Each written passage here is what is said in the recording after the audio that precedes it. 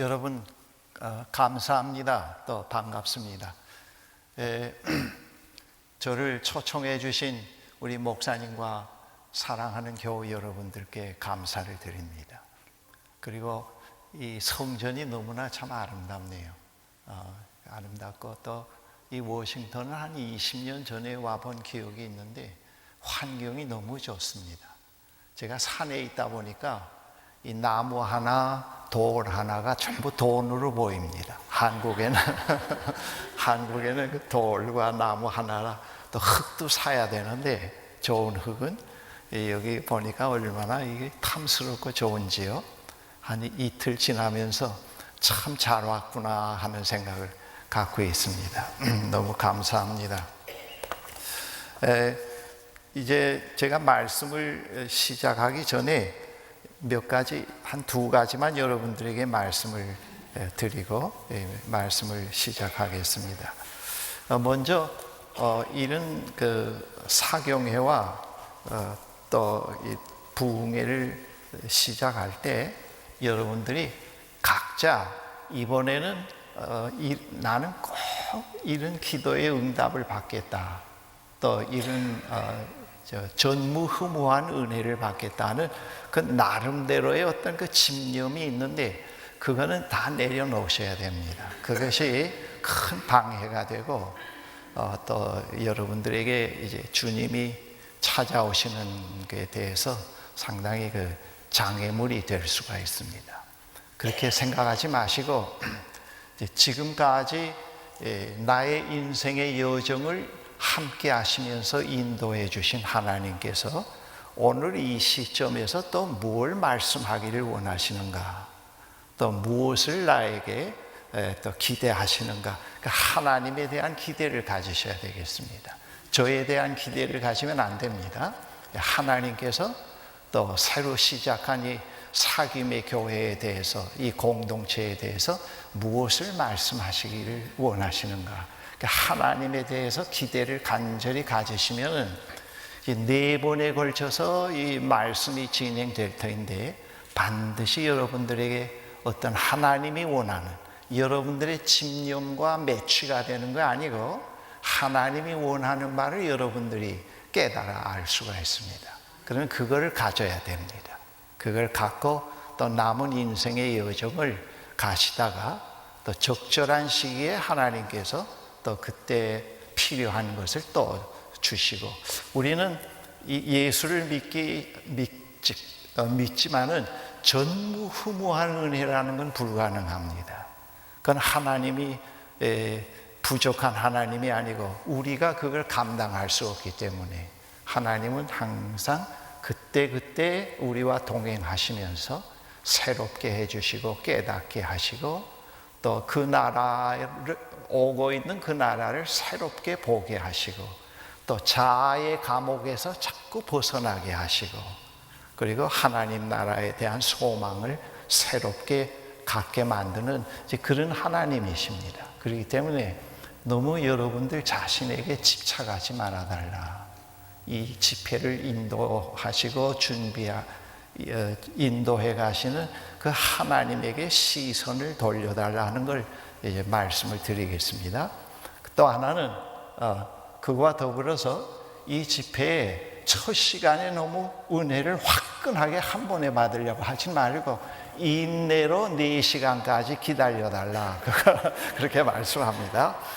뭔가 한 번에 막 뿌리를 뽑으려고 생각하지 마시고 하나님께 대한 기대를 가지시고 침착하게 하면은 아마 여러분들이 남은 인생의 여정을 또 하나님과 동행해 갈 때 그때 필요한 그 레퍼런스라 그럴까요?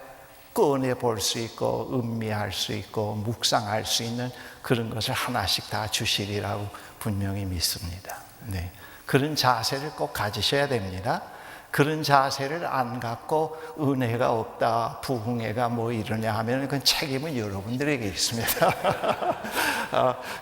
꼭 그런 자세가 필요하고, 그 다음에 이제 두 번째로는 목사님께서 오늘 본문을 이제 봉독해 주셨는데 우리 같이 교독했는데요. 이 본문이 좀 길어서 제가 그래도 어느 정도 끊어야 될 만한 데서 이제 끊었는데, 제가 이 말씀을 좀 풀어서 이제 전개해 가겠습니다. 전개해 갈 때 여러분들이 그냥 밖에서 그냥 듣는 나레이터가 하는 얘기를 듣는 자세로 하지 말고, 여러분들이 가지고 있는 현재의 문제, 자기 자신의 숨겨진 문제 그대로 가지고 이 시간에 주님과 함께 그 분위기에 동참하셔서, 그 상황에 동참하셔서 이 말씀이 전개해가는 내용을 따라서 이제 경청해 가시면 좋겠습니다. 그것을 여러분들에게 이제 먼저 말씀을 드리겠습니다. 옛날 그 사마리아 수가라고 하는 동네가 있었는데, 그 동네에 이스라엘 조상 야곱이 파놓은 우물이 있었습니다. 이 우물은 물이 귀한 팔레스타인 지방에서 야곱의 후손뿐만 아니라 목마른 길손들이 물을 마시고 쉴 수 있는 휴식의 장소이기도 했습니다. 그리고 이 물은 아침 저녁 물을 길러 나오는 동네 여인들에게는 유일한 만남의 장소였습니다. 동네에 사는 여인들은 햇빛이 따가운 낮 시간을 피해서 선선한 때 그룹을 지어서 우물에 나와 한담도 하며 물을 길어가곤 하였습니다. 그런데 물을 깃는 시간이 아닌 햇볕이 따가운 정오에 혼자서 물을 길러 나오는 여인이 있었습니다. 이 여인은 우물가에서 사람을 만나는 것을 원치 않았던 것으로 짐작이 됩니다. 이 여인은 소외된 삶을 사는 여인이라고 생각해 볼 수 있습니다. 다른 사람이 이 여인을 소외시키는 것이 아니라 이 여인 스스로가 자기 그러한 삶을 선택한 것으로서 짐작해 보게 됩니다. 이 여인이 누구인지 그 이름이 밝혀져 있지 않습니다. 단지 사마리아 여인으로만 지난 2000년 동안 성경을 읽는 독자들에게 기억되어 오고 있습니다. 어느 날 여느 때와 같이 여인은 아무도 우물에 나오지 않는 조용한 정오 시간에 물을 길러 나왔습니다. 좀 상상하면서 경청하십시오. 이 여인의 유일한 희망은 현재 동거하고 있는 그 남자가 아닌 다른 남자의 품을 그리워하면서 우물로 나왔으리라고 짐작해 볼 수가 있습니다. 그런데 뜻밖의 우물가에는 전혀 기대하지 않았던 한 남자가 앉아 있었습니다. 우물가에 앉아 있는 낯선 남자는 사람을 기피하던 여인에게 당혹감을 갖게 했습니다.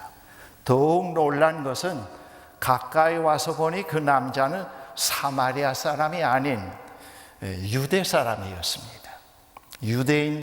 유대인들과 사마리아 사람들은 서로 상종하지 않았습니다.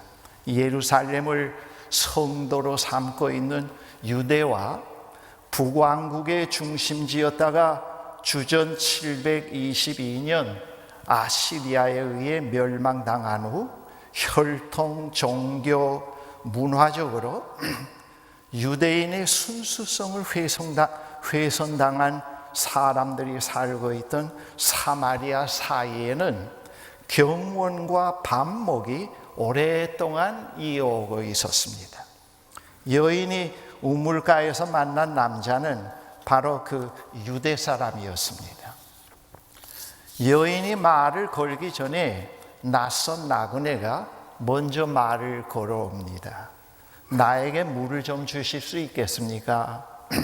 사마리아 여인이 당황하여서 묻습니다. 당신은 유대인이면서 어떻게 사마리아 여자인 나에게 물을 달라고 합니까? 유대 남자는 이렇게 답변합니다. 당신이 하나님의 후하심을 알고 내가 누구인지 알았더라면 내게 오히려 마실 물을 달라고 요청했을 것이고 나는 당신에게 시원한 생수를 주었을 것입니다. 이 여인은 그 생수의 개념을 일상 그 마시는 물의 개념으로 생각했습니다. 그러자 여인이 대답했습니다.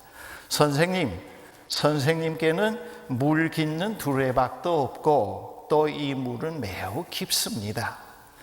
그런데 어떻게 생수를 주시겠다는 말씀입니까?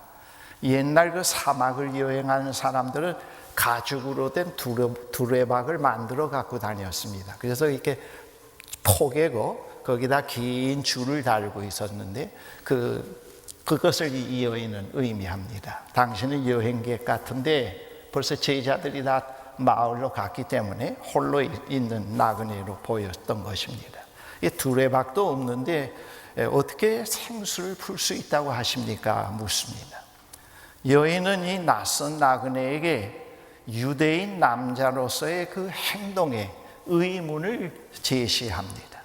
그러나 이 나그네는 자신을 유대인 남자라고 하는 그 문화적, 역사적 한계를 초월하는 존재라고 하는 사실을 암시합니다. 이 나그네는 여인에게 이렇게 말씀합니다. 이 물을 마시는 사람은 누구나 다시 목마를 것입니다. 그러나 내가 주는 물을 마시는 사람은 다시는 목마르지 않을 것입니다. 내가 주는 물은 그 사람 속에서 솟구쳐 오르는 영원한 생명의 샘이 될 것입니다. 여인은 손님이 말한 생수를 오해하면서 그 우물을 판 야곱과 나그네를 비교합니다. 여인의 대화의 물꼬는 일단 트이게 된 것입니다. 여인은 나그네에게 말합니다. 선생님, 내게 그 물을 주셔서 내가 다시는 목마르지 않게 해주시고 이 우물을 찾는 일을 다시 없게 해주십시오. 이 여인에게는 낮 12시에 매일 우물에 나오는 것이 상당히 부담스럽고 의미 없는 행동의 늘 반복이었던 겁니다. 내면의 세계와는 아무런 관련이 없는 그런 반복의 행동을 늘 하고 있었기 때문에 그렇게 다시 나오지 않을 수 있게 해달라고 말했습니다. 사마리아 여인은 사실 외롭고 고달프면서 목이 몹시 말랐는데 그 목마름이라는 것은 하나의 그 영적인 측면이었습니다. 그의 영혼의 목마름은 남자를 향한 애정으로 나타나곤 했던 겁니다. 그 남자를 향한 애정이 궁극적으로 무엇을 디렉션하고 있는지 전혀 몰랐던 겁니다.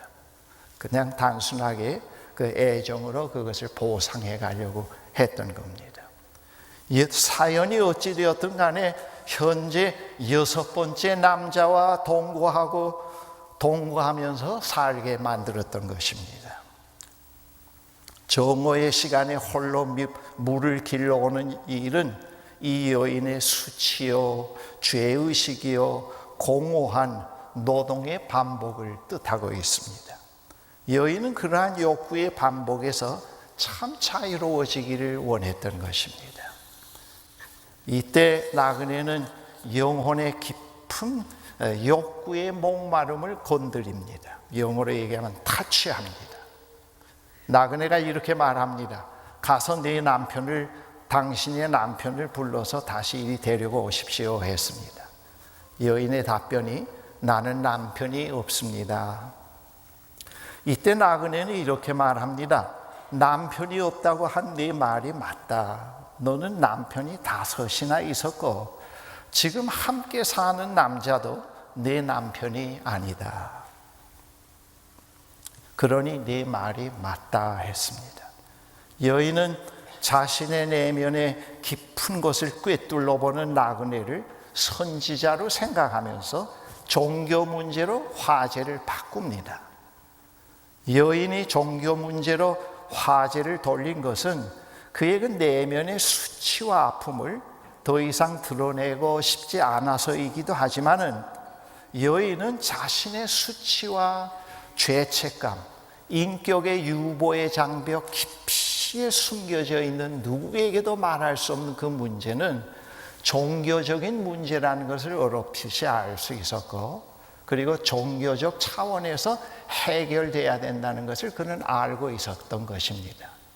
그래서 그 대화의 물꼬를 바꾸려고 하는 의도도 있었지만은 이 여인은 자기의 깊은 내면을 또 그 욕구를 갖다가 그 분에게 얘기했던 것입니다. 여인이 꺼낸 종교 문제는 예배에 관한 것입니다. 여인은 나그네에게 이렇게 말합니다. 이제 보니 선생님은 예언자이십니다. 그렇다면 이것을 좀 말씀해 주십시오. 우리 조상들은 이 산에서 하나님께 예배를 드려왔습니다. 하지만 선생님 같은 유대인들은 예루살렘이 유일한 예배 장소라고 주장하고 있지 않습니까? 그렇지요? 여인의 질문에는 오랜 기간 동안 예배에 대한 유대와 사마리아의 갈등의 역사를 배경으로 하고 있습니다. 여러분도 잘 아시는 대로 솔로몬 이후 유대가 남왕국과 북왕국으로 나누어지고 나서 북왕국의 왕 여로보암은 북이스라엘 사람들이 절기를 지키기 위해서 예루살렘으로 가는 것을 막기 위해서 베델과 단에 금송아지를 만들어 놓고 산당들을 지어 놓았던 적이 있었습니다. 그와 같은 맥락에서 사마리아는 페르시아 시대 때 그르심산에 성전을 세워서 예루살렘 성전을 대신하려고 대항을 했지만은 주전 128년에 하스몬 왕조의 히르카누스에 의해서 그 산당이 파괴되었습니다.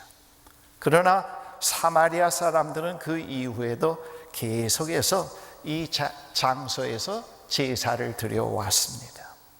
사마리아와 유다의 이 신학적 갈등은 어떤 제사가 하나님께서 받으시는 진정한 예배인지를 늘 물어왔던 것입니다.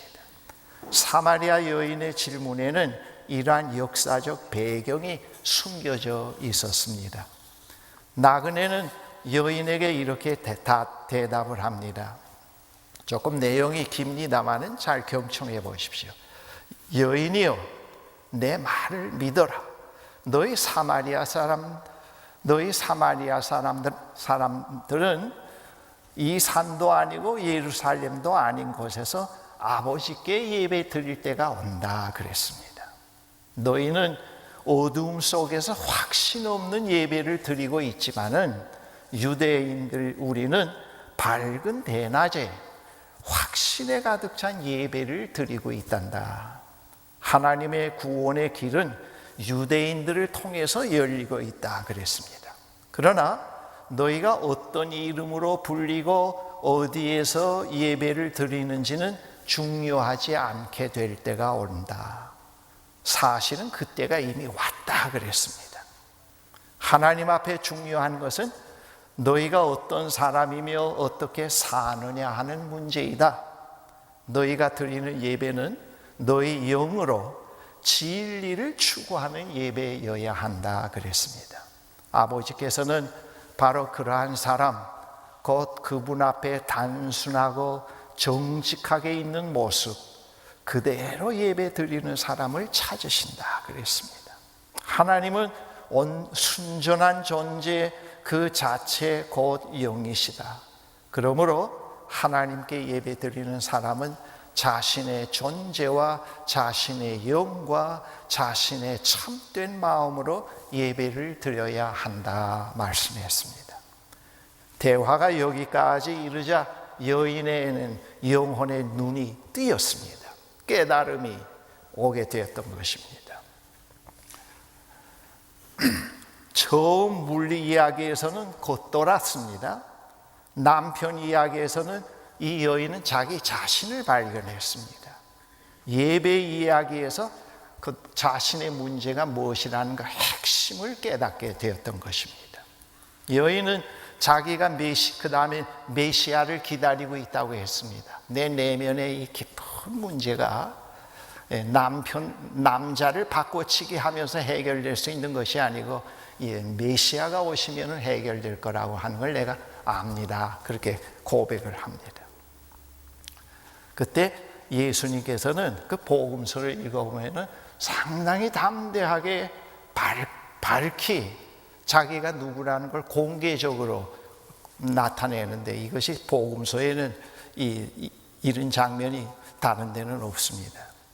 그 나그네가 뭐라고 말하는가 하면 내가 바로 그다 그랬습니다. 너는 더 이상 기다리거나 찾지 않아도 된다. 나그네의 답변은 앞으로 메시아의 복음이 어떤 이들에게 의해 받아들여질 것임을 암시합니다.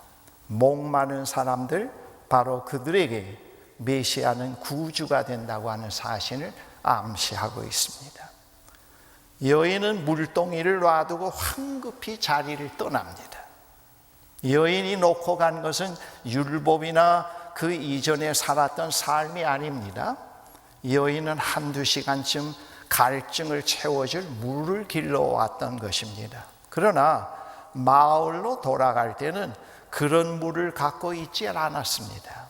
대신 여인은 영혼의 갈증을 영원히 없애줄 물을 목격한 이야기를 갖고 마을로 들어가게 되었습니다. 물 자체를 갖고 마을로 들어가게 된 것입니다. 어둠 속에 있던 여인은 이제 대낮에 사람들에게 외치기 시작을 합니다. 그 동네에 들어가서 내가 한 일을 다 알고 있는 사람이 있습니다. 와서 보십시오. 그분은 나를 속속들이 아십니다. 혹시 그분이 메시아가 아닌지 와서 한번 보십시오 그랬습니다. 그 수치심으로 늘 숨어서 우물가를 찾던 이 여인은 완전히 대낮의 사람이 되었습니다. 그 수치심도 다 버리고 동네 사람들에게 가서 그 나그네를 소개합니다. 내가 한 일을 다 알고 있는 사람이 있습니다. 와서 보십시오. 그분은 나를 속속들이 알고 계시네요. 여기 좀 덧붙인다면 그분은 내 존재 깊은 곳에 숨어 있는 문제에 대해서 해답을 주셨네요 그랬습니다. 그것이 무엇인지 알게 하고 보게 하고 해답을 주셨네요. 그런 뜻이 됩니다. 그래서 사람들에게 가서 알렸습니다. 그동안 나를 괴롭힌 존재의 비밀과 억압에서 자유하게 해주신 분을 와서 만나보세요. 그렇게 얘기한 겁니다. 여인은 늘 자아 속으로 움츠려들던 여인의 시선은 하늘로부터 온 메시아의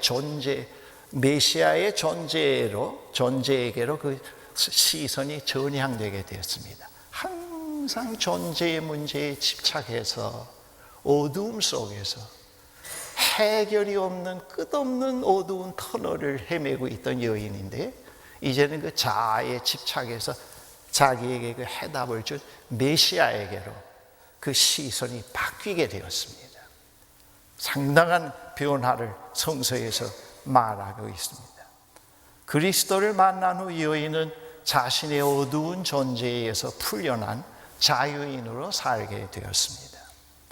그녀의 말을 들은 동네 사람들은 다 와서 기다리던 메시아를 만나게 되고 또 그의 말씀을 듣게 되었습니다. 그리고 많은 사람, 기록에 보면은 많은 사마리아 사람들이 예수를 믿게 되었습니다.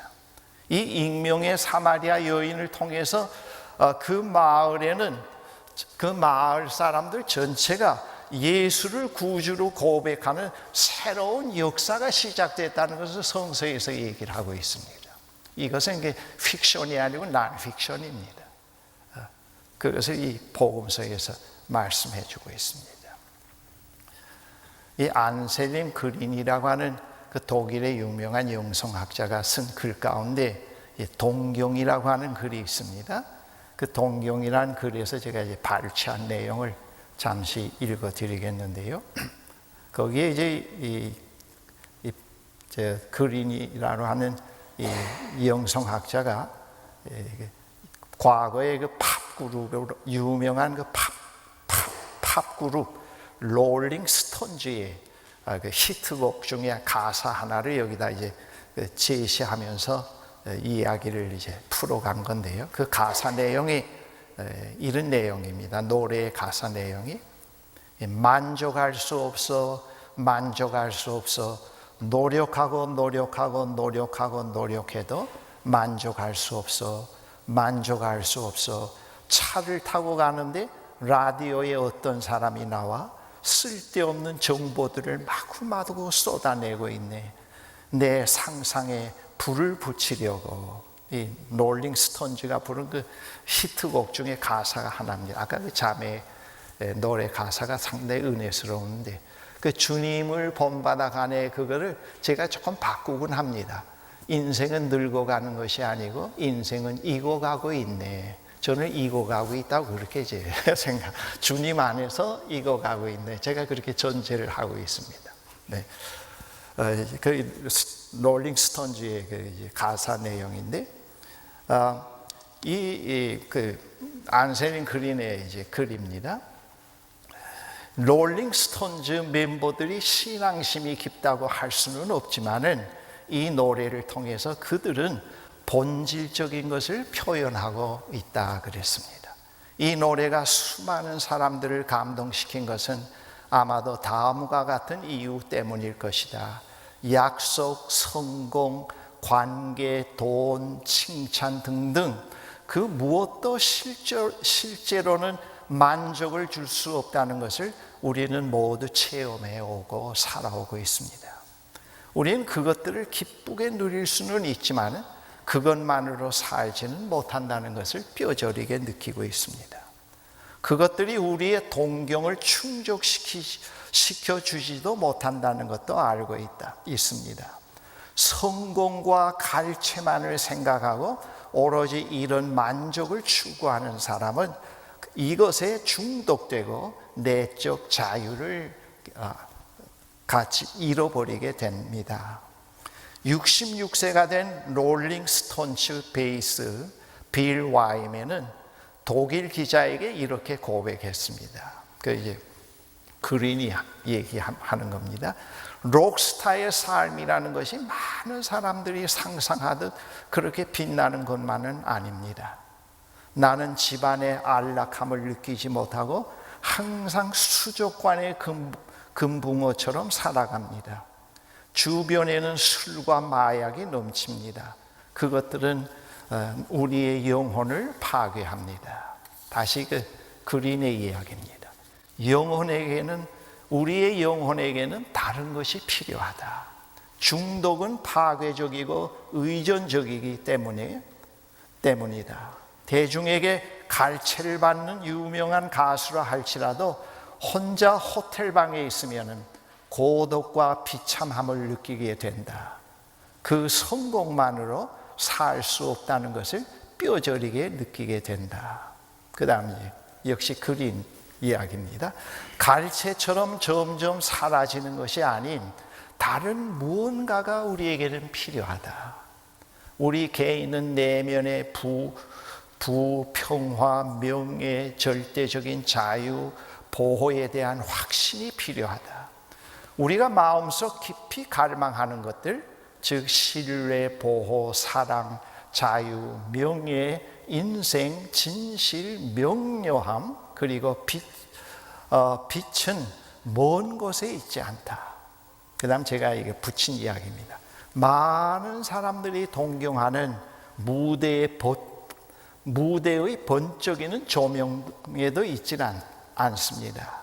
바로 우리의 그 영혼에 갈급한 동경의 그 실체는 지금 이 자리에 부활의 영으로 와 계시는 주님에게 있습니다. 그런 내용의 이야기입니다. 여러분, 저는 그 3대째 기독교 가정에서 태어났습니다. 그런데 그 기독교 신앙이 저의 삶의 의미가 부여되고 제 존재 문제에 해답을 주기까지는 상당한 그 시간이 걸렸습니다. 저희 신학교 후배되는 어느 신학자 교수님이 저희가 어느 날 왔어요. 저에게 목사님은 언제부터 신앙생활 시작했습니까? 묻길래 나는 모태신앙입니다 그랬어요. 그 교수님이 하는 얘기가 그 모태신앙이 뭡니까? 저에게 물어요. 그거야 뭐 자기 의사와는 관계없이 어머니 뱃속에서 나올 때 그냥 묻혀서 나오는 거 아니냐고 그랬어요. 그 교수가 하는 얘기가 목사님은 그 연세에 그것도 모릅니까? 그래요. 그래서 제가 그럼 무슨 뭐냐 그랬더니 그 모태신앙은 애매모호한 겁니다. 그렇게 얘기를 해요. 그 말이 얼마나 와닿는지요. 정말 그 애매모호함 속에서 상당히 원더링을 했습니다. 그런데 이제 중고등부 때, 중등부, 고등부 때 이제 교회에 빠지지 않은 거는 그 기독교 복음에 접하고 그 복음의 실제자이신 주님과 만남 때문이 아니고 공포 때문에 그랬습니다. 이 공포가 저를 묶어놨습니다. 교회 안 나가면은 좋은 사람 못 되고 하는 일마다 전부 안 되고 그런 거. 이제 그리고 성공하지 못한다고 하는. 그래서 늘 공포가 저를 공포에 묶여 있었기 때문에 그 주일에 거의 빠지지 않고 나갔습니다. 이 공포에 묶여 있을 때는 오히려 인격적인 주님과 만나서 자유하는 사람으로 설 때보다도 더 외적으로는 더 충실하고 더 1.1획도 어기지 않으려고 하는 그런 모습을 보일 수가 있습니다. 그러면 교회에서는 저 학생은 굉장한 믿음이라고 칭찬하는데 내면의 세계는 늘 어두우니까 그 칭찬이 하나도 즐겁지 않고 무거운 짐이 되곤 하는 그런 경험을 가진 적도 있었습니다. 그런 문제로 고민을 했는데 그래도 그 공포 때문에 교회를 빠지진 않았지만은 그 다음 또 하나의 이유는 늘 그 내면 깊이의 어떤 그 어머니한테도 얘기를 못하고 가까운 스승한테도 얘기를 못하고 목사님한테도 얘기 못했던 그 청소년 시절에 저에게 왜 그런 문제가 그렇게 괴롭혔는지 모르겠습니다. 아까도 말씀드렸지만 그 인격의 유보의 장벽 깊이에 문제가 있는데 학교 가면은 영어 시간에도 해결이 안 되고 과학, 화학, 물리, 수학으로도 해결이 안 됩니다. 그런 문제가 늘 괴롭혀서 항상 이제 겉도는 삶, 뭘 하나도 충실하게 현실에 머물지 못하게 만드는 그런 삶을 청소년 시절에 보냈어요. 제가 그 경험을 이제 했습니다. 여기서 어떻게 내가 좀 벗어날 수 있을까? 그런데도 이제 교회에 나가게 된 그 긍정적인 면 또 하나는 어떤 거냐 하면은 그런 그 차가운 마음 늘 홀로 있는 느낌을 가진 나에게 교회 나가면은 이쁜 여학생들이 옆에 앉으면 뭔가 훈훈하고 좀 말 한마디라도 시선을 주면서 얘기하면 얼마나 위로가 되는지요. 그래서 사실 나갔습니다. 그러나 무슨 썸띵이 있었던 건 아닙니다만 그런데 그런 겉도는 생활이 쭉 있었는데 아마 그것이 그때 계속됐다면은 제가 이 자리에 설 수 없었으리라고 생각합니다. 무슨 다른 종교에 귀했던가 그 문제 때문에 그랬을 건데 근데 제가 그 대학교 들어가서 어떤 기회에 바로 이 우물가의 여인처럼 예수님을 공포에서 신앙생활을 행동으로 한 게 아니고 이제 인격적 만남, 아주 부드럽게 저를 타치해주고 정죄하지 않고 저를 있는 그대로 만나주시는, 그래서 이제 인격적 만남이라고 얘기합니다. 우리가 인격적 존재가 되어서 인격적 만남이 아니고 하나님이 인격적 존재이기 때문에 하나님이 예수 그리스도를 통해서 인격적 존재라는 걸 충분히 더 보여주셨습니다. 그분은 저를 정죄하지 않고 여학생이 주는 필링보다 더 강렬하고 자유를 주고 점점 내면의 어두움이 거쳐지기 시작하는 걸 제가 경험을 그때 했습니다. 그건 걸음마죠. 근데 그 걸음마가 점점 이렇게 진행이 되면서 또 신학도 하게 되고 지금까지 오게 됐습니다만은 그런 경험을 이제 갖고 있습니다. 그래서 이 우물가의 여인의 이야기는 저의 이야기로 때때로 제가 바꾸어서 이렇게 생각해 본 적이 있곤 합니다. 이 여인이 일단 예수 그리스도를 만난 이후에 그 이후의 삶이 어떻게 되었는가 하는 것은 복음서에 기록되어 있지는 않습니다. 그러나 충분히 우리가 이해할 수 있는 것은 또 제 경험을 보면은 이 여인에게 우물가에서 예수 그리스도를 만난 사건은 이 여인이 외적으로 뭐 술을 끊었다, 담배를 끊었다, 뭐 이제부터 11조를 잔낸다 그런 종교적 의식 말고 그것보다 더 깊은 변화가 있었다는 것을 짐작해 볼 수 있습니다. 어떤 변화가 있었는가 하면은 중독되었던 이 일에서 빠져나올 수 있었고, 그 중독이 가리키는 진정한 리얼한 디렉션의 리얼리티를 보게 됐다는 것, 그리고 그분과 그 이후에 인생의 여정이 홀로 늘 외롭게 우물가에 숨어서 나오는 생이 아니고 대낮에 그 그리스도 안에서 만난 자비와 긍휼과 용서의 하나님, 평강의 하나님과 동행하는 사귐의 삶을 시작했다는 것을 충분히 짐작해 볼 수가 있습니다. 그걸 이례적으로 끝내고 그걸로 끝난 건 아니고 그 이후에 새로운 변화가 있었는데, 그 변화가 뭐냐 하면 하나님과 동행의 여정이 시작됐다는 것, 그것입니다. 이 기독교 복음의 가장 중요한 변화는 그분과 만난 이후에 새로운 은밀한 사귐 속, 하나님과 사귐 속에서 새로운 여정이 시작된다는 겁니다. 당신 예수 믿고 변화된 건 뭡니까? 하면 묻는다고 하면 대부분 우리가 술 끊었습니다, 담배 끊었습니다, 뭐 이제부터 헌금을 잘 냅니다, 이제 그런 것을 얘기할 수 있는데 그것도 잘못된 건 아닙니다. 그러나 가장 중요한 변화는 나는 이제부터 나만이 알게 되는 내 인생의 여정에 하나님과 동행하는 삶이 시작됐네요, 그렇게 얘기할 수 있다고요.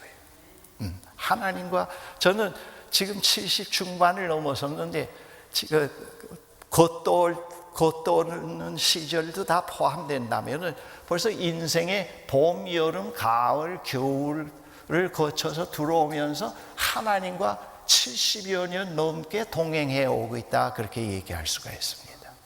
그분이 동행하고 있다, 그분이 늘 일상 속에서 함께하고 있다, 그렇게 얘기할 수 있습니다.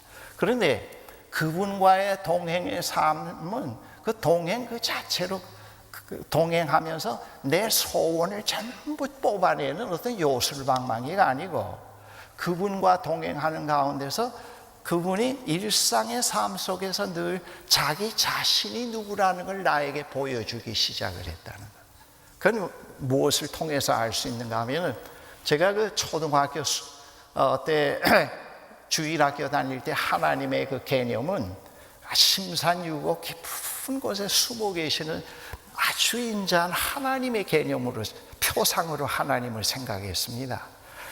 머리가 하얗고 수염이 나고 흰 두루마기를 입고 흰 고무신을 신고 그 산속에 숨어있는 할아버지인데, 제가 친구들하고 놀다가 소꿉장난하다가 얻어맞던가 억울한 일을 당하면 그 산 앞에 가서 할아버지 하고 목청을 높여서 몇 번 부르면은 그 할아버지가 인자한 얼굴로 나와서, 키가 자그마한 할아버지인데 얘야 왜 왔냐 그러면 또 제가 억울한 것을 얘기를 하는 그런 사람이었습니다. 근데 나중에 알고 보니까 그런 하나님의 표상이 어디서 나왔나 생각하니까, 제가 주일학교에 다닐 때 그 교회 장로님이, 그런 장로님이 계셨어요. 얼마나 인자하고 가면은 머리를 쓰다듬어 주는, 그런데 어린 시절에 그런 표상의 하나님이 있다는 걸 어린 시절에는 그래도 위안이 됐다. 그러나 그 어린 시절의 성장 과정에서 아까도 얘기했지만 비밀스러운 이 얘기를 다 털어놓지는 못했다 하는 겁니다. 그러나 지금 그 하나님, 그런 하나님이 아까 말씀드린 대로 이 대학교 들어와서 그 하나님에 대한 이해가 새로워지면서 많이 바뀌어서 지금 이 인생의 겨울을 맞이해서는 그때 하나님과 지금 하나님과 같은 하나님인데 많이 바뀌었다. 그 하나님은 계속 인생의 여정에 함께 오면서 자기가 누구라는 걸 저에게 계속 알려주셨다고 말씀드릴 수 있습니다. 제 소원을 충족시켜주는 요술방망이가 아니고 자꾸 자아의 감옥에서 벗어나게 만들고, 그리고 삶을 자꾸 단순하게 만들고, 손에 쥐고 등에 지었던 무거운 짐들을 자꾸 의미 없는 것으로 깨닫고 하나하나 내려놓게 만들었고, 그러면서 오게 했다는 것. 그리고 그분이 계속해서 아침마다 채플에 가서 묵상 시간에 나에게 그날에 필요한 생수를 공급해 주시는 하나님. 저는 이제는 생수의 공급원을 갖고 있다는 게 상당히 중요한 것 같아요. 생수의 공급원을 갖고 있다, 알고 있다, 그 근원지가. 그래서 저는 이 목사의 아이덴티티를 어디에 두는가 하면은, 나는 오늘 이 시대를 사는 이 현대인의 사회 속에서 현대인들, 교회 나오는 사람이나 안 나오는 사람들에게 그 진정한 생수의 근원자가 누구이고 어디에 있다는 걸 가르쳐주는, 그 길을 가르쳐주는 스피리추얼 가이드라고 저는 그렇게 생각하고 있습니다. 거기에 아이덴티티를 두고 있습니다. 네. 오늘 이 시대 나는 그런 일을 끝까지, 세상 떠날 때까지 해야 되겠다. 지금도 이번 집회에도 아마 그런 스피리추얼 가이드에 내가 하나님 자리에 앉아있다 생각은 안 합니다. 절대로. 그런 것을 제가 해야 되라고 생각을 합니다. 이 여인에게도 그런 변화가 일어났으리라는 거 분명합니다. 벌써 그 하나님과 대면을 할 때는 그걸 일회적으로 끝나는 것이 아니고 그 다음 새로운 사귐이 시작이 됩니다. 그런데 그 다음 그 사귐 속에서 일어나는 변화가 자기만이 알 수 있는, 오랫동안 묵었던 내면의 상처가 치유되고 숨겼던 이야기들을 다 쏟아놓을 수가 있고, 겉도는 이 기도가 진솔한 기도가 되어지게 하시자고. 그 전에 기도는 비밀은 다 감추지요. 그리고 뭘 주십시오, 뭘 주십시오, 그렇게 이제 기도합니다. 그리고 필요할 때마다 가서 산에 가서 할아버지 찾습니다. 비밀은 다 숨기고, 그리고 답답하고 괴로우니까 한꺼번에 무엇을 그걸 태워버리기 위해서 또 우리 성장 때는 뭘 태우라고 그래요. 성령이 불이기 때문에 태우라고. 그 태우기 위해서 밤새도록 교회당에 가서 겨울에 모포를 뒤집어 쓰고 11시경부터 새벽 4시까지 철야를 하는데, 그때 그 기도라는 건 뭐 흉내지요. 어른들 충만히 주십시오, 성령이 오시옵소서, 뭐 한참 떠들다가 주소들을 이야기로 또 깨서 눈 뜨고, 두 눈 다 뜨면 또 볼 줄까 봐 한 눈만 지그시 뜨고 시계 보고, 그 다음 그 새벽 호원이 밝을 때 일어나게 되면 변화라는 건 하나도 없지요. 내면의 문제는 그대로 있고, 하나 변화된 건 밤새도록 소리를 질렀으니까 목이 쉰 거, 그거밖에 없다고요. 그런 경험을 한 적이 있습니다. 지금도 생각해 보면 얼마나 정말 위험한지요. 만약 그런 생으로 내가 노년을 맞이했다면 이 노년은 지옥이 아니겠는가. 제가 그 천당과 지옥의 개념을 그거와 비교해서 생각하곤 할 때가 있습니다. 거기서 다 풀려났다고 하는 게 얼마나 감사한가. 근데 그 하나님과 함께하는 여정에서 하나님을 통해서 그런 것들이 많이 치유가 돼요. 한꺼번에 되질 않고 점점 자기와 대면하게 되고, 그리고 그분과 진솔한 대화, 스승에게나 부모님에게나 누구에게나 하지 못했던 이야기를 진솔하게 그분에게 아뢰기 시작을 하면서, 그런 얘기가 진솔하게 되면서 그 다음에 그 기도의 내용이 하나님과 대화의 그 내용이 점점 이렇게 바뀌어가는 것을 제가 경험을 하고 있는데, 그런 그 진솔한 대화로 이렇게 이어지면서 자꾸 그 기도가 말수가 줄어들어요. 왜냐하면 그분과 자꾸 가까워지고 또 마음으로 또 그 필링이 가깝게 느껴지니까 그분 한 분이 저에게 존재의 해답이 될 때가 있고 나니까 상당히 말수가 줄어들면서 그 말수가 줄어들면서 조용히 묵상의 세계로 들어가는, 제가 그래서 묵상 테크닉을 절대로 가르쳐 주지는 않습니다. 먼저 하나님과 진솔한 대화를 시작하는 것부터 시작하도록 유도하곤 합니다. 모세골에서도 곧또 오는 기도가 아닌, 우리는 그 신앙생활 하면서도 대부분 우리 거는 다 숨기지요. 드러내놓으면 그것까지 하나님이 보리라고 하는 것을 무서워서 그리고 필요할 때 위기를 만날 때마다 가서 기도하기 때문에 365일 새벽 기도 레파토리가 언제나 똑같지 않아요? 프로세스가 없잖아요. 그걸 읽지 않으면 그날이 불안하고, 다 읽고 나면 하루에 교통사고도 안 날 것 같고, 읊었느냐 안 읊었느냐에 따라서 평안하고 안 평안하단 말이에요. 그런 경우가 있곤 합니다. 저도 그런 거 경험을 했는데, 그래서 그 읽고 안 나올 때는 또 들어가서 형식적으로 몇 절 성경 읽고 또 기도하는 흉내를 내야 그 다음에 또 편안하고 말이죠. 그런 경험들을 이제 했는데, 이제 그런 것이 많이 벗겨져요. 그 사실입니다.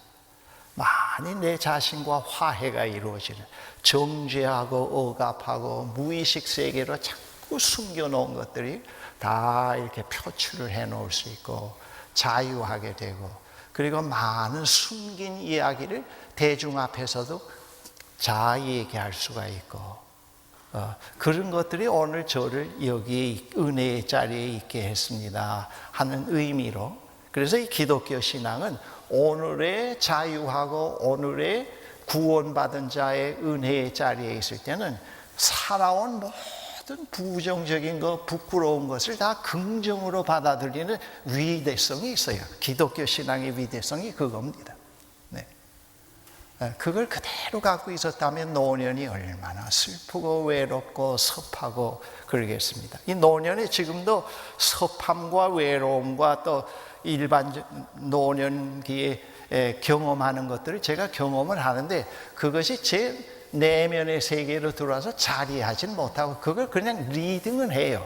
그리고 흘러는 보냅니다.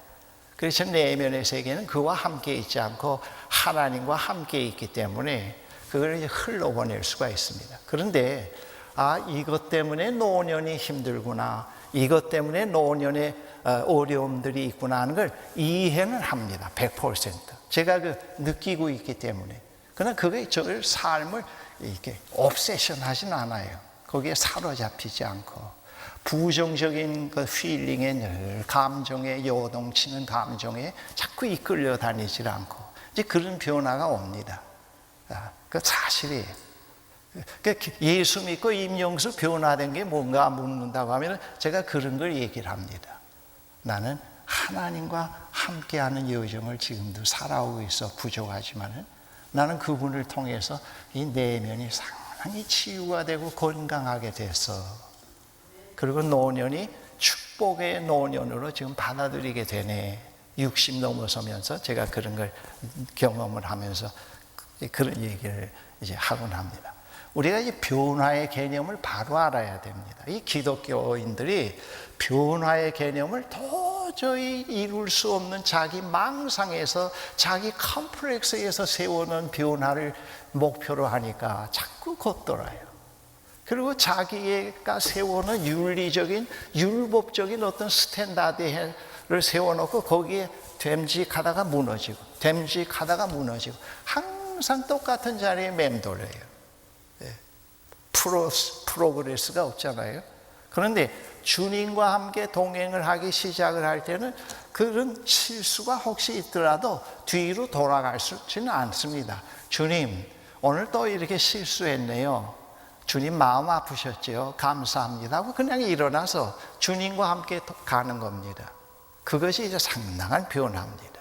그전에는 살아야지, 좌우명 집회 한번 끝나면 좌우명 10개를 벽에다 붙여놓고 절대 착하고 절대 거짓말 안 하고, 절대 거짓말 어떻게 안 해요. 절대 나쁜 생각 안 하고. 그런데 그게 일주일도 못 가지요. 또 무너지면 또 원점으로 오고, 또 원점으로 오고. 하나님은 안 계시지요. 그냥 자기 결심을 이루고 자기가 이상하는 도덕적 수준에 올라가기 위해서 하나님을 끌어들이는 겁니다. 비밀도 숨기고. 그렇게 되면 그 신앙의 성장이 없잖아요. 그러면서 자꾸 변화되면은, 한 번 어느 시점에 화끈해서 변화되면은 나도 굉장한 사람이 될 거라고 하는 이 망상을 갖고 있기가 쉬워요. 그 속이는 겁니다. 거기에는 하나님도 계시지 않습니다. 하나님이 내 삶 속에 침투해, 이 하나님은 아주 신비한 존재이기 때문에 사귀고 나서 친구와 함께 곧 그냥 표면적으로 대화하면서 동의하면서 살아가는 그런 친구와 함께하는 여정이 아니고, 이 하나님은 우리 존재 속으로 자꾸 침투해 들어오시기를 원해요. 깊이 깊이.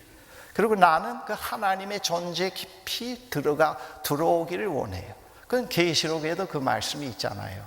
문 밖에 서서 기다린다. 하나님은 자꾸 자기 내 삶 속에 깊이 깊이 침투해 들어와서 하나님의 영이신 성령이 자리하기를 원한단 말입니다. 자리하기를 원합니다. 그래야 이제 말씀 속에, 성경 말씀에 있는 대로 지각에 뛰어난 평강이 우리를 지켜주게 됩니다. 그러지 않을 때는 그냥 깜빡 카페인, 피곤할 때 카페인 먹었을 때 반짝하는 걸로 끝나는 이제 그런 걸로 대부분 우리가 넘겨볼 수가 있는데, 이제 그런 변화가 있어요.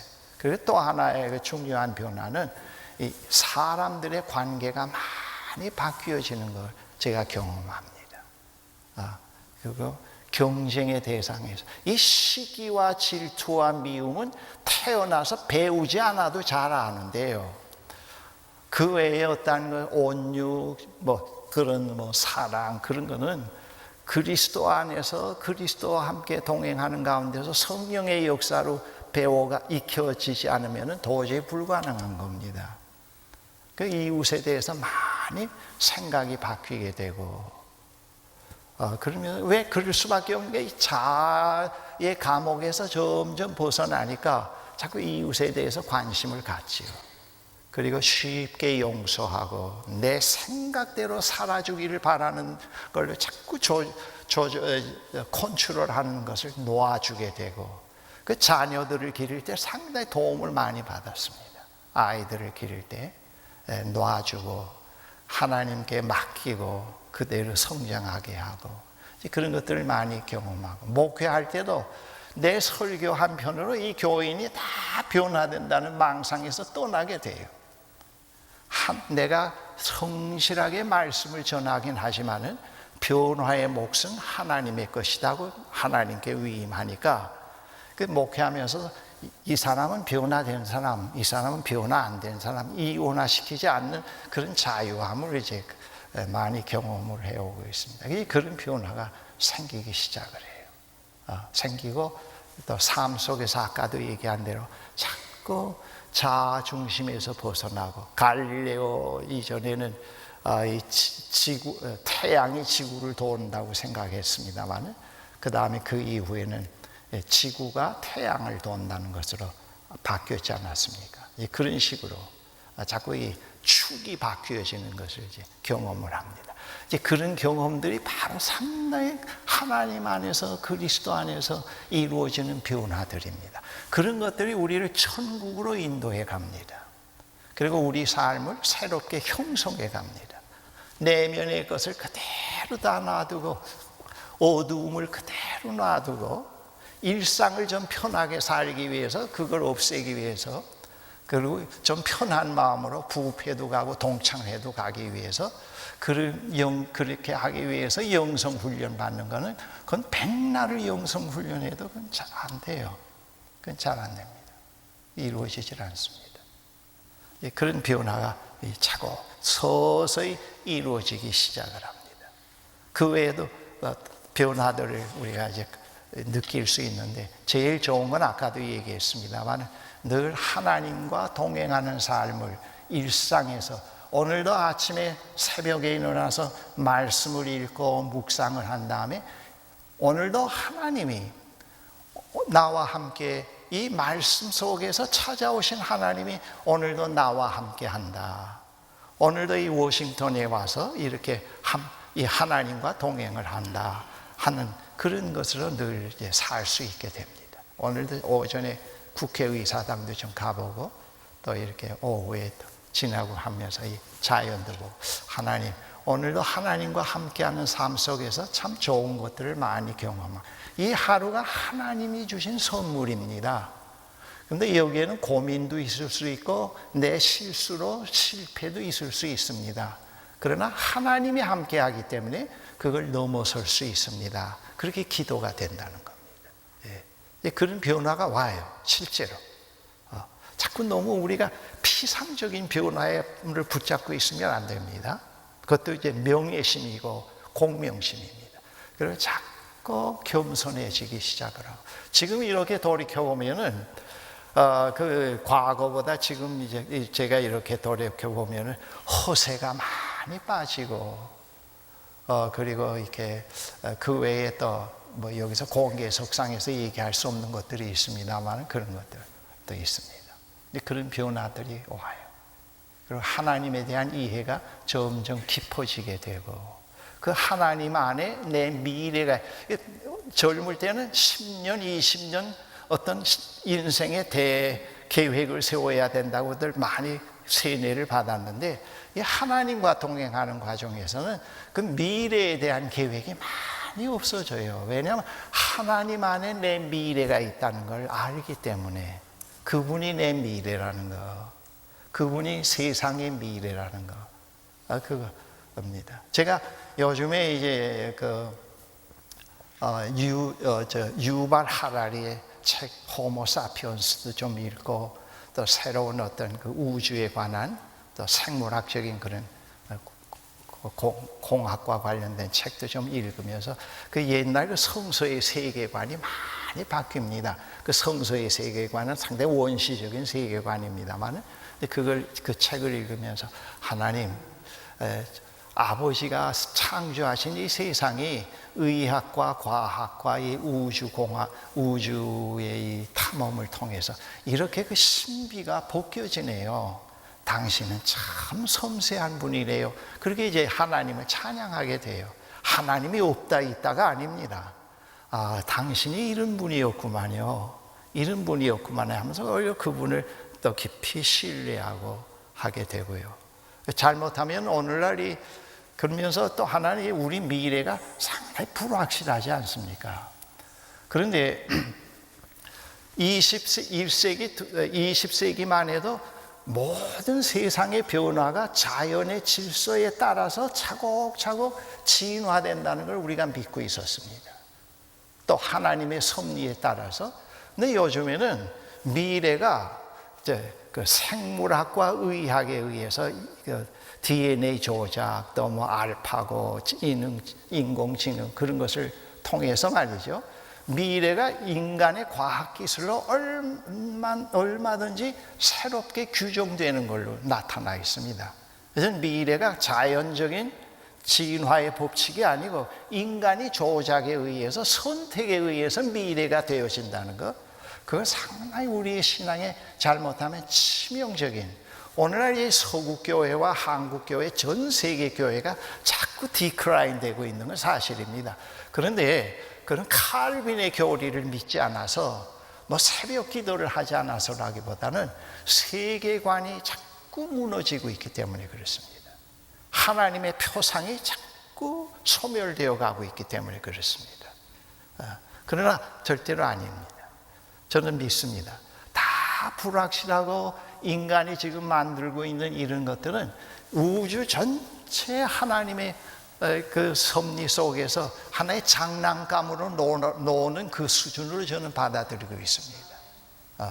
하나님은 결코 이 세상을 창조하시고 사탄에게다 내어주고, 그 다음에 과학자들에게 내어 맡기고 그러지 않은 하나님이라는 것, 창조 이후부터 계속해서 사랑에 관심을 가지시고 이 세상을 만물을 새롭게 하시겠다고 하는 궁극적인 목표를 가지시고 이 어두움이 깔려있는 지구라는 항성 속에서도 계속 이면에서 하나님이 역사하고 있다는 걸 저는 믿습니다. 왜냐하면 그렇기 때문에 여러분들이 사귐의 교회가 생겨난 거 아닙니까? 그렇죠? 그 하나님이 활동하고 어두움의 세상이지만 그 하나님이 사탄에게 내어주지 않았기 때문에 지금 이런 집회도 가능하지 않습니까? 제 말이 틀렸습니까? 하나님이 이 세상을 사탄에게 맡겨주고 과학자들, 생물학자들, 의료 계통의 사람들에게 미래를 맡겨줬다면 우리 이런 일 할 필요가 없잖아요. 그렇죠? 그러나 여러분들 살펴보십시오. 모든 게 다 인간의 조작으로서 변화되는 것처럼 보이고 인간의 불의와 악에 의해서 세상이 망하는 것 같지만은 그러나 그 이면을 가만히 보면은 맑은 하나님의 영이 계속 흐르고 있어요.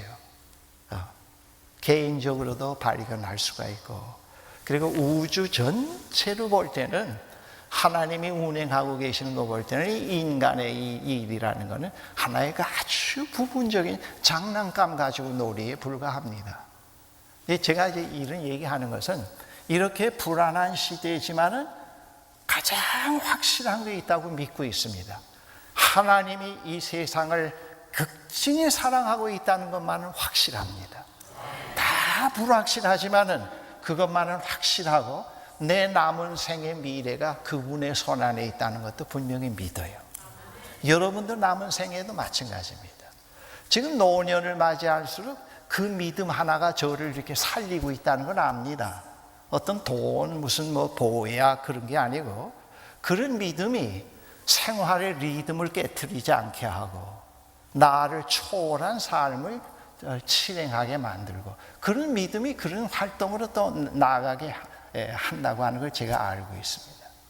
그러니까 우리의 미래는, 이 세상의 미래는 하나님의 손 안에 있다는 것 우리는 확실히 믿어야 됩니다. 이런 과학 시대에 또 우주의 신비가 벗겨지는 시대에 자꾸 소심해지고 이거 기독교 신앙은 거짓말이구나 그렇게 하면서 자꾸 놓게 되면 이 종교 영성 저 종교 영성 기울기르면은 그만 그 미래도 어둡게 살고 이 인생의 여정이 끝나면은 남은 여정의 영원히 계속되는 생도 고통 속에서 이어집니다. 이 현실의 생을 밝게 아름답게 살아야 그 다음 끝나고 난 다음에 부활의 주님과 함께 영원히 또 평화롭게 사는 세상이 있는데, 그런데 주님의 부활은 부활절 지난 다음에 지나고 얼마 안 됐습니다만 이 주님의 부활 자체가 그걸 우리에게 보여준 거 아닙니까?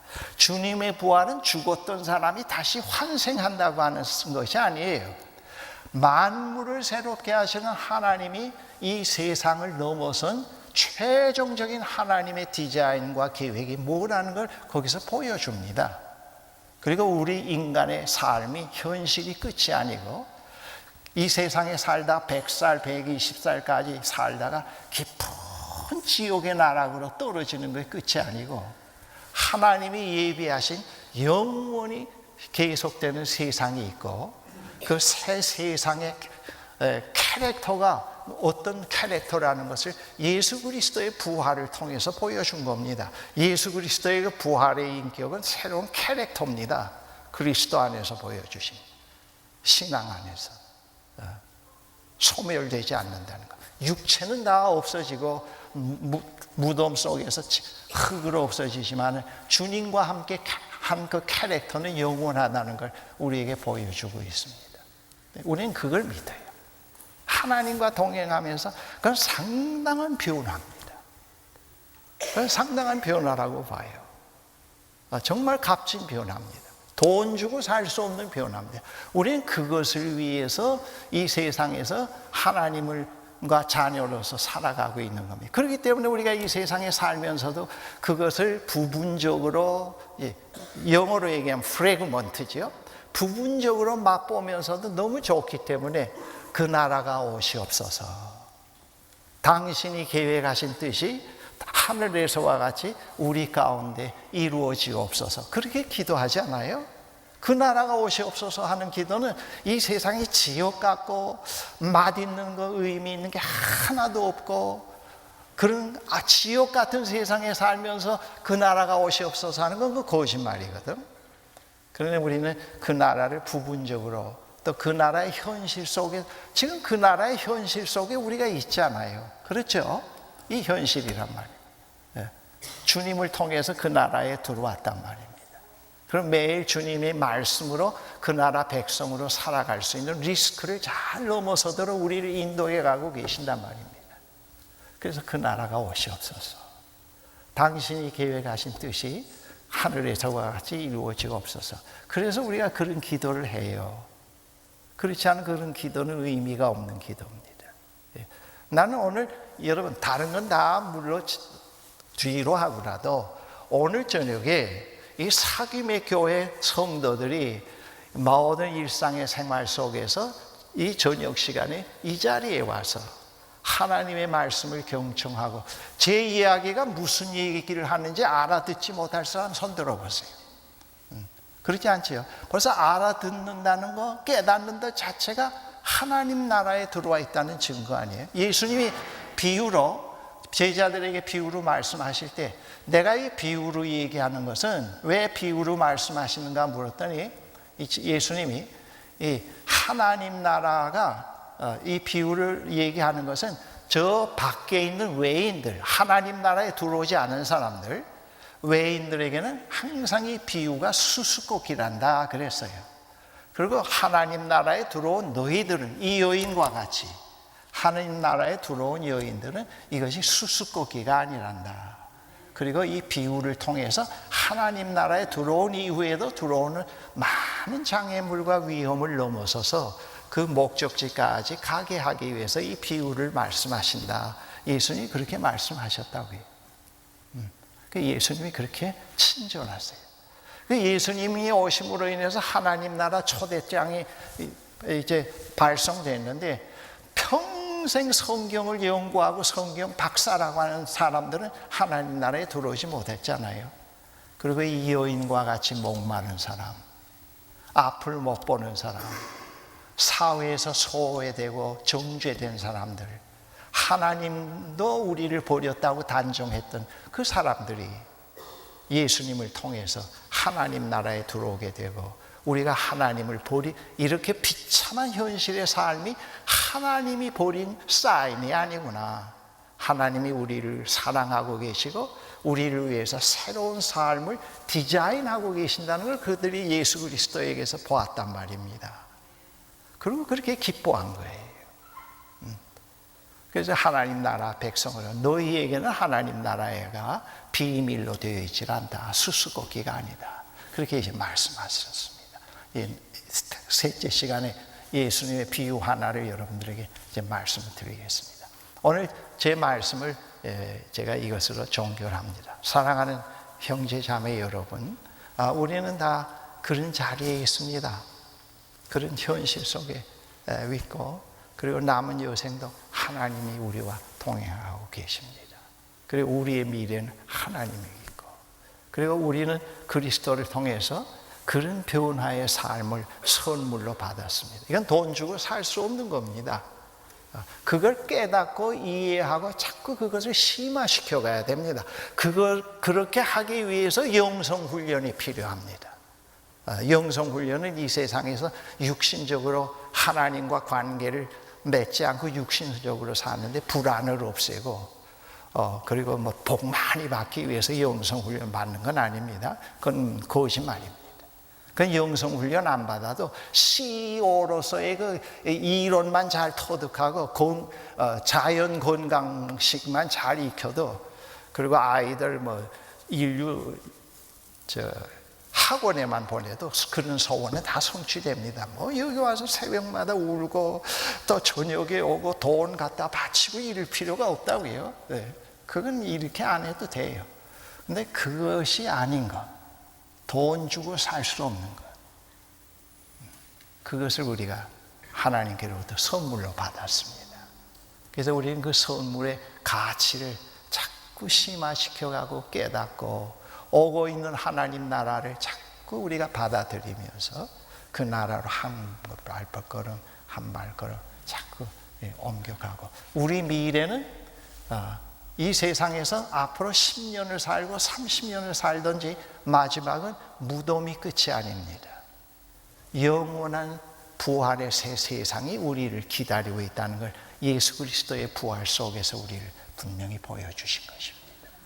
그래서 우리는 죽음에서 면제됐다가 아니고, 우리 기독교인들은 나는 죽음이 나의 존재 속에서는 폐기됐다고 그렇게 얘기할 수가 있습니다. 이런 죽음이 이런 그리스도 안에서 이루어지는 이 새 삶을 조금 더 흐트러 놓지 못해 이제는. 그리고 이런 삶이 영원히 하나님 나라로 이어질 거야. 무르익어 가면서. 그 인생은 늙어가는 것이 아니라 익어가는 그런 의미가 되겠죠. 그런 신앙이 자꾸 깊어지는 것이 믿음 안에서, 그리스도 안에서 익어간다고 얘기할 수가 있습니다. 익어가고 있다. 우리는 그런 것을 늘 생각하면서 오늘 하나님께서 이런 초대의 좌석을, 자리를 마련해 준 것에 대해서 또 하나님의 깊은 뜻이 있다고 생각합니다. 나를 인도하시는 하나님이 나를 지금 이 시점에서 또 나와 함께하고 또 어떤 깊은 뜻이 계시구나, 그렇게 우리가 생각하면서 남은 시간까지 참여하도록 하십시오. 다 같이 잠시 동안 이 여인의 문제를 생각해 가시면서 잠깐 여러분 기도하시고 내가 기도하고 마치겠습니다.